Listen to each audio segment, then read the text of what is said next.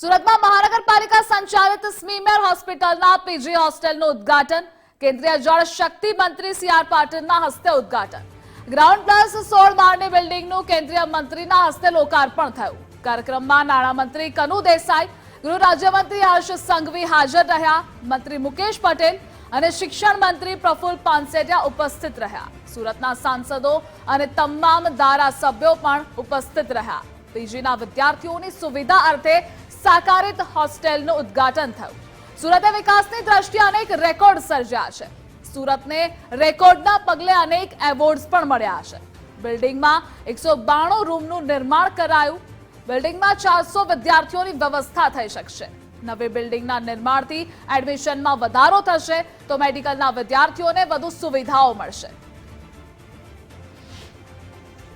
સુરત મહાનગરપાલિકાએ અનેક ક્ષેત્રની અંદર સેવાકીય પ્રવૃત્તિમાં